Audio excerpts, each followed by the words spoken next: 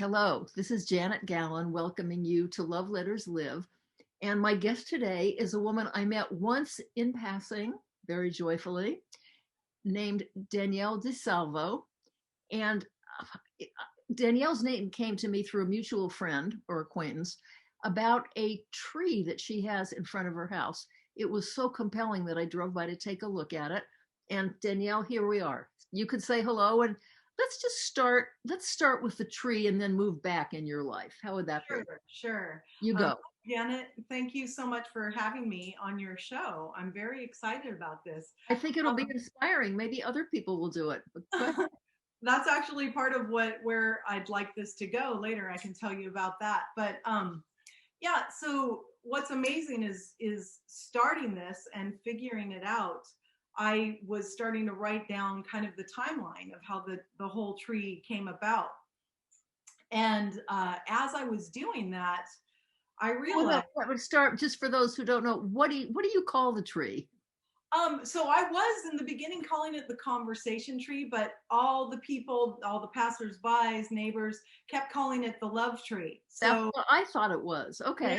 so we started calling it the love tree. And with that, it was amazing when I was writing down kind of the dates on the timeline and pretty much the evolution of the tree really matched, all the history of the things that were going on for the past, well, actually, since about December 2019 In, is in when your life in particular? my life, but actually what was going on in the world around us. Oh, let's talk about I'm that. one thing you should know about me is that ever since I was really little, I've been called like I think it's called like being sensitive to energies and vibrations around me. Um, Not just me, but people I know and also the collective. Like I can feel energies. It's been since I was really little. So as things happen and I'm feeling the things going on and people are walking by and I can see their eyes and faces, I want to try and help. And I was a teacher and uh, What did you teach? I was a sensory motor teacher at this school called Rooftop. And so I've Wait a always minute. had the need to, What is I sensory motor teacher? sensory motor, so I used to teach kindergarten, first and second grade students, all the different classes, and they would come in my room and we would do fine motor, gross motor, hanging, climbing. I had a Okay. climbing wall in there. Kinetic kind of things. Exactly, Okay. connecting and also learning how to communicate, negotiate. Okay. So, and then yes, definitely being intuitive with senses of what's going on inside a little kid. And I was actually trying to help them move through uh, little blockages that can happen in your life when you're that little that can actually go with you your whole life unless someone helps you figure Like out. like can you give an example? Like what? Yeah, like just little stirrings in like a, I don't know, like a child's upbringing and even past life stuff can come Oh, I up. like And that topic. it's just, say that again. I like that topic. Yes, it's well, it's true. You can, and then if you just give them that little push, and it could be as simple as you are special, you are enough Okay. for Okay. who you are. People are saying you're this way, but you can change the way you are this very moment. The story you're being told um, of who you are is not exactly who you are. You have a chance to change who you are at every moment of your day. You wake up and you can change your story. And so, what story is working for you? And what Now, story? did this was pre-tree, right? This is pre-tree, but one thing that actually has always been part of what I used to tell the kids is think outside the box and from the heart. So always trying to get them to forget about their brain while they were in sensory motor and think from the heart. And yeah, I'm very big on the practice of unconditional love, and I can go over that later too. But so where this whole tree came about, and I'll back up just a little bit now, and then it'll be quick. But 2010, I was getting a divorce. My mother was passing. I spent the last 9 weeks in San Jose helping her through that process with my father. Also, it was the first time that with my children, they were pretty young at the time. My older son, who you just met, Cyril, was only 10, and my younger son was, a couple years younger than that. And that was really the first time that I had been away from them for a long time. And Oh, I've had a series of what I would call awakenings. I think you can have more than one, this layers of awakenings throughout my life. And with awakenings, for anyone that's going through one, it usually happens because of stress, depression, a trauma. It can be things like that, something that really shakes your core, right? Can send you into an awakening. And can a joyful thing also I shake? think so. Yes, I I think do I think think so. I do think that is true as well. And but while what was happening for me, what I knew was helping me at the time was a lot of self-help books, poems, visuals. Like I'm a visual person, if you can tell from my the backdrop here. So what I was doing at the time is just holding images throughout my day, or reading something and holding those poems throughout my day in my body. Like I'd see a beautiful bird and just try and hold that image Oh, good for while I you. came on to another, or driving and seeing a beautiful tree or someone smiling and laughing, holding all of that to get me. Was your mother aware the whole time that you were there with her? Yes, she was. I mean, Okay. it was a slow progression. Um, that's a whole other story if you want to have me on with with that whole story, and what I found out from her during, which was also almost an awakening in that little section. About her personal life? About her personal life and what she was seeing. My whole philosophy was You that mean when, as she was dying? yes. Oh, So my whole philosophy with that was when she was sleeping, when she woke up, I didn't want her to be in an empty room. My father, I had to get on the same boat. He was kind of upset that she was dying. And so when he'd come in the room, it would stress her out because she felt bad that he felt like that. So I got them all on a better boat, really. And when she was waking up, yes, I did not want her to be in an empty room. So what was happening is she was telling me her dreams right after she woke up. And some of them I know were here and there, here and there, wherever there is.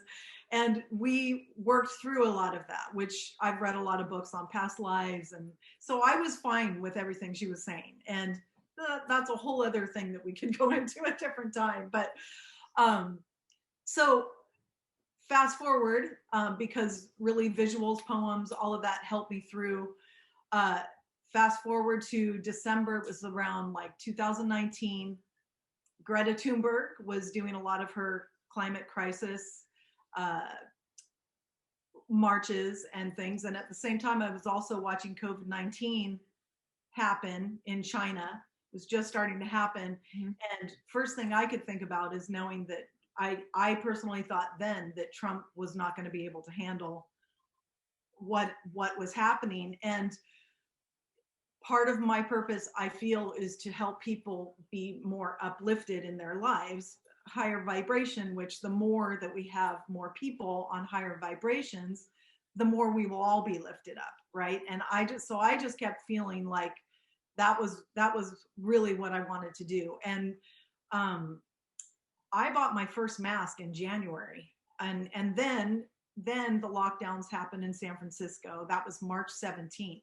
Right. And when that happened, a couple things were happening. And I felt kind of the fear and the anxiety in people, just like at the grocery store or walking down the street. And all I kept thinking, and also I get these little whispers in my head, how can I tell people it's going to be okay? It's going to be okay. Because again, different vibrations, you can go on a really low vibration, and that's not going to help you at all, right? And it doesn't help actually even your immune system. Like the higher your vibration can be, the more you are strong in your body as well. And so I was really thinking a lot about how can I help people realize that this is only a moment in time. So And when did you get to the tree then? well, so that's exactly what happened is March, what was it? Oh, so May 10th, I decided I'm going to, for Mother's Day was coming. I didn't want people to forget about Mother's Day because of what was happening. It was really happening then, or just starting. People were in their houses, and I thought, how can I do this in a safe way and just tell people it's okay, right? And talk to a bunch of people. I wanted to be able to talk to a bunch of people, but I knew it wouldn't be safe for me or anyone I came in contact with. So I thought, okay, I'm going to just start putting things in the tree. And at first I was really intimidated to do it. I just had this, I don't know, this anxious feeling. Let's just back up, because I had the privilege of seeing your tree, as have all of your neighbors, but for the rest of the world. And, you know, I'm happy to say that the miracle of all of this is that this is going to go from one corner of the earth to the other, that you wrote things on little tags and actually physically put them on the tree, correct? Yeah, so I could actually show you a few of those things now. Please do. It kind of went in timeline layers. It's really amazing how it happened. So first of all, I started thinking, well, I'm going to get people thinking of not just this thing that is happening around them, the other things that can be positive that are happening. And one of them is always love. You know, love is still around us. The more we think, that is, like John Lennon says, you know, love is the answer. It's so true. It's, you know something, it is true, and there's more of it than there is the lack of it. There is exactly so much of it in this world. Unfortunately, it doesn't grab the news cameras as often exactly as the hatred and acrimony. exactly.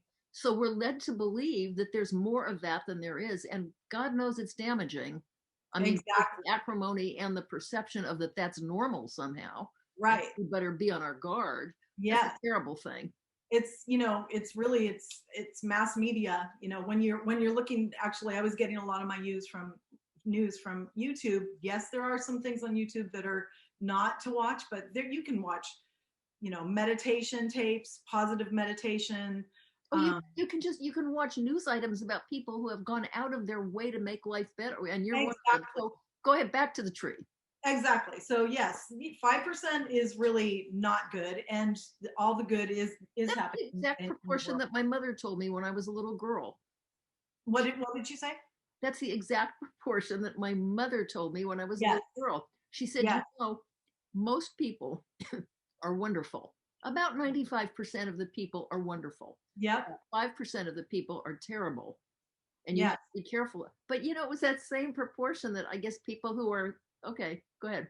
I know. It's Back to the tree. So the first thing, that intimidation that I was feeling just a little bit, to just kind of put myself out there.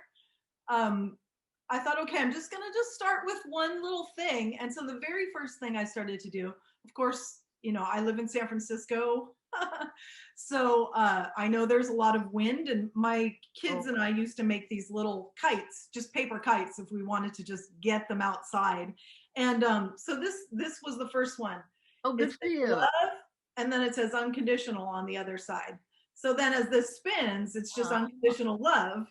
And there are a bunch of books on how powerful words are. Oh, for sure. And if you how did your neighbors respond to that? What did they do? And they loved it. Instantly, people were loving that. And so I also put out there, if you have any thoughts or conversations that you want to add to the tree, please feel free. Any art, feel free to do that as well. And so I had put all these blank notes out there. Oh, good. That's what I wanted to get to. With some pens. And yes, I'll just quickly show you. And by the way, while you're reaching, there's just a few. Oh my goodness! Wait, hold on. Stay there, because in this era, that we can only do things from the safety of our car or on foot, as we're not. This is a drive-by. Yes. And I'm seeing that this your wonderful little tree is kind of. It's an organic social media site. It is. I mean, I feel like that too. And here's one of the little quotes: "Life is beautiful. Life is beautiful with all of us in it. Use your unique gifts to share light with the world. That's something that I put on the tree, and then other people have put so many different things. Wow.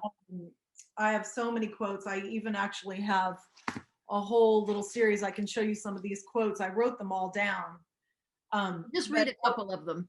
Yeah, I'll show you that in a second. But yeah, so I did things like the earth, because of this was around the Mother's Day and Gaia Mother Earth. Oh, of course, yes. Right. So it was also thanking mothers, grandmothers, your family, your friends, because we all have had mothers, right? Right. So it was all of this going in the tree. It was things like one love. So you're open all year long for business, right? I am, except I am thinking that I'm going to need to take some down because of the weather, and I was going to ask about that. Yes. figure out a new way to do it. But have you thought of spray laminating them? Yeah, I actually was thinking of actually laminating them. Yeah, so that they can withstand the bad weather. Right. Oh, good. Right. So things like this one is a spinning one. Seek, make, do, be, applaud, give to all the good in the world. Right. And then I was just putting things on the tree to help people maybe think and expand their views of the world. So this says on one side it's just a painted heart, and the other it says, what you think you become, what you feel you attract, what you imagine you create. And that's Buddha. That's a quote from Buddha. Let's see. So walking by your tree is kind of a message that things will be okay again. Yes. Because there is all this in the world. Right, exactly. You try to encourage other people to find, if there's a tree in front of their house, they can do this? Yes, and in fact, I was thinking, except the weather changed right when our neighbors were thinking about possibly me doing a workshop where I might even have some arts and crafts that you can do and then put them in your own trees at your house. You could give that class on Zoom. I could. Have your gorgeous son set it up for you. That's not a bad idea. Hey, Sarah, are you up to it? Yeah, see, I'm sure. Yeah. Okay. Yeah, here's just another. This is when it had just started. To be patient as you wait in the dark, the dawn is coming. And that's Rumi. So, just a few others. Stay healthy. And that will spin. Did children ever put things on? Yes. And, a lot of those are still in the tree right now. I have fairy houses in the tree, big smiley faces. This one little girl, she had a quote that I just really loved. She made a little TV and she said, one day I would like to turn on the news and hear that there's peace in the world. Oh. So that just, oh God, I'm going to. Something, I don't know if you know, and you should know each other, Vanessa Sabarese. And this is a woman I did a love letters with years ago. And yes, you did. She had a wishing tree in front of her house. Yes. It was gorgeous. She had it all lit up and it was just gorgeous. Yes, I actually did see. Well, she's moved. I don't know that she's still doing this, but so I went there to visit her a couple of times because my granddaughter, who was a little girl then, I mean, maybe she was 7 or something, and she wanted to write a message on the tree. And it turns out that a lot of children had written messages on the tree. And I think mine wrote something like, she hopes that all the homeless people will find home. These kids are aware of things that did we know about when we were 7? No. They are so smart. Not only that, not one child wished for a pony. Yeah. Yes. They all wished for something like you just indicated, for a better world. Right. Oh. Yes. I'll skip forward and just say that one of the timelines was when the wildfires were happening, which I'll show you in a minute, but one was when Ruth Bader Ginsburg died, right? And a little girl wrote, "Fight the good fight," so on this one I had put a whole bunch of little holes so people could write their little comments on them. And that it is pretty amazing, the things that kids can do. What was your, I'm just curious, you've got quite a soul there. What was your upbringing like, that you things that you had to overcome or that you were taught, the things that you learned best from your parents? Right. Well, I will tell you, I didn't know we were going to do that, but I will tell you one of my very first We're going awakenings. to do whatever you want to do. I'm just curious about that. Oh yeah. No, it's fine. I just thought I might be giving too much out, too much information, We but got another few minutes. anyway, yeah. So when I was very little, seriously, like really little, I might sound crazy right now, but I do remember seeing a fairy in my room, and I swear I was not asleep. So I'd go out my window, and I still believe to this day that that was real. So I just believed that there was more to life at a very young age. And I used to pretty much sing to the birds and hope they'd fly on my arms. And I grew up, I'm Italian, so we grew up, cooking and sitting at the dinner table together, and very important part of our lives with my family. It was a positive upbringing. It was a positive. Yeah. Yes. I'll tell you where my real first awakening thing happened, though, is I had a best friend named Tanya that lived around the corner from me. And there was one summer I pretty much slept over every single night. It was just the thing we were doing at the time. I think we must have been about 10, maybe 10 or 11. And her mother said, if I sleep over the house on Saturday, she made me go to their church on Sunday. And it was, it's probably famous, but I don't remember what it was called, but very holy roller Christian, really like. Not Catholic. No. And my family, I went to catechism and kind of grew up that way, right? And so Christian, or I don't know even how to explain it, that if you were not Christian, you're going to hell. It was that. It was just, it was fear-based, scary. A little bad news. Yeah, 666, all that kind of, fear-based stuff, right?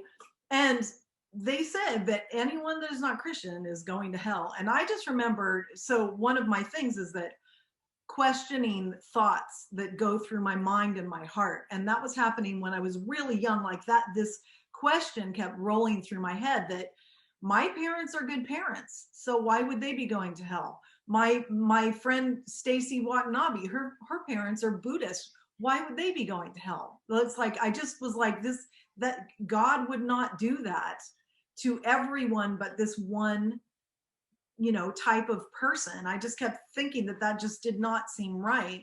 So what did you make of all this? Yeah, it was really stirring in me. It really upset me. I didn't want to see anyone I knew that wasn't Christian go to this scary place that they kept talking about. So that was really, it was just burning in my heart for probably a week. And then I heard a whisper in my ear and it really was a whisper. And it's happened about 6 times to me since that.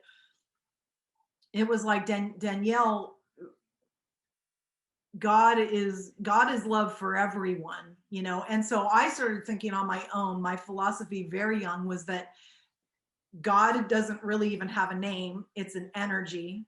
And everyone might have different names for it. But it's the same thing. And we are all part of that thing, that energy. And I definitely believe that to this day, when I've found out about, source and collective consciousness and our energy, that we're all matter. There is quantum physics involved with all of that. Everything has energy. Everything has a vibration. And so the older I've gotten, I've realized that what I was thinking then is pretty much, what I'm believing today. So that was my upbringing, is I had that in my path the whole time I was growing up. And then a lot of things happened, trauma, a lot of traumatic things happened to me as well. And so I was also doing a lot of self-help books and things pretty much my whole, since I was about 18, I had started, Good for you. On different little paths. Yes. But this is part of a letter that was on the tree. And this is one thing that I love. Excuse me. I'm sorry. I'm so enchanted and distracted Sure. by all you're saying that I just forgot to ask you what Oh, I sure. always ask, because I am about letters and love letters, is do you have love letters in your life? Do you ever write them? And what is it you're going to show us now? Maybe this counts. So I have written myself letters, and Fabulous. over the years. It's in a lot of different notebooks, though, all over the place. And usually it's just, I usually start with things that are pretty much bothering me and how I can change those things. Oh, I'm so glad that you're touching on this, because it's one of the things that I talk about in workshops is Mhm. one of the people you can write a love letter to is yourself, for having Yes. survived something, for Yep. having achieved something. You date all these things, right? You put the dates on them. I do. I have some from a long time ago. But yes, self esteem has always been kind of hard for me. You want to do something really fun? What? Go ahead, tell me.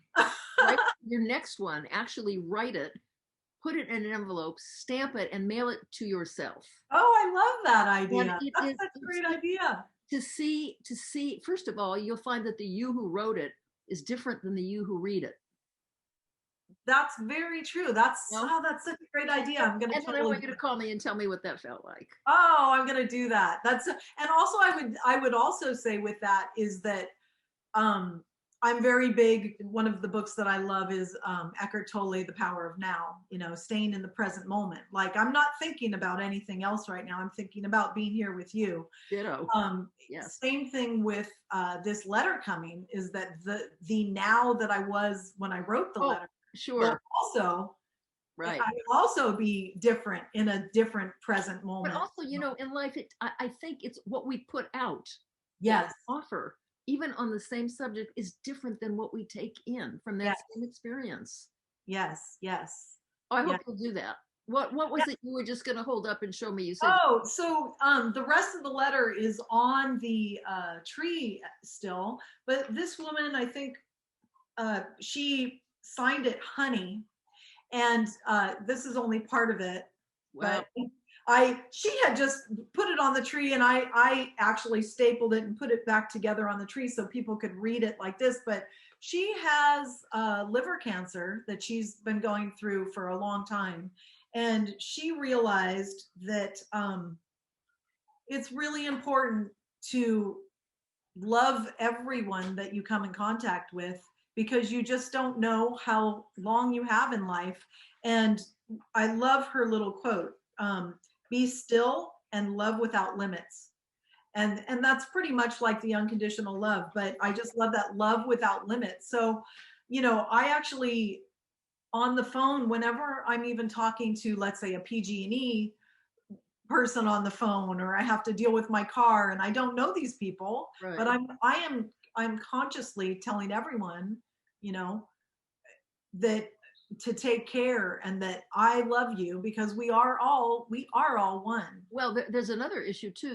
When you're dealing with somebody else, I mean, I have found this, and I didn't come to this so naturally, but I learned it early. I'm happy to say, you don't know what somebody else is going through. You Yep. don't know the saleswoman behind the counter when you're trying to buy a sweater and she's grouchy. You don't know what she's just suffered. You don't know who's just Exactly. died. You don't know that she isn't suffering any one of, you know, countless illnesses. You just don't know. The other thing is, I have found that pretty much everybody has something lovable. Yes. I mean, you might have to look with a magnifying glass, but and I feel this. I don't. I'm guessing you would too. Yes. Your best self is that part of you who finds the best in others. Exactly. Exactly. Like my whole practice, it's not easy. I tell people every day, it again is unconditional love for everyone you come in contact with, or even the things that are going on around you. And it's exactly what you said. And unconditional love, when I looked it up, it's about compassion, empathy, and the biggest one is no judgment. Oh yes, So that's hard yes, sometimes. super hard to do. But even like Trump, the first thing I thought of was, okay, empathy. I this is when he first started, I kept thinking he must have had a really hard childhood. he must have had a really hard Yeah, childhood. he So did. I looked it up, and of course he did. I mean, I don't know if you know, but pretty much they kicked him out and sent him to almost I like don't, a I don't, I don't know any of this really, but boarding no, I know school. it's, I mean, he just needs help. You know, if I'm coming from a place of unconditional love, he really needs some actual help. But anyway, so may he find it soon. yes, exactly. That's exactly it too. Like, But I like, send love out there. I want to thank you for doing this with me. It's just uplifting to listen to you. That drive-by visit we had didn't come I up know, it was great. touching all of this. I'm so glad that we know each other better now. And I like that the thing you said. I'm going to ask you to say it again. Sure. It's such a lovely note to end on. Go ahead. Your three things. Oh, okay. So again, unconditional love. Anyone you come in contact with, think of empathy, compassion, and no judgment. Perfect ending to a lovely day. Thank you, honey. I appreciate this so much. Well, thank you for joining me, and I hope that people all over who have a tree in front of their house will do something like you're doing. And Oh, I mean, let that be a kind of a viral, let the roots, take over. I Thank would love it. I would love it. I've thought about doing that. I think it would be really great I to hope you put it do. out there. Okay. I hope Thank you, people dear. do. For now, Thank I'm going you to so say much. goodbye. See you later. Bye. Bye. Let me put my glasses on so I can say goodbye properly. Uh huh. And okay. Goodbye, everybody.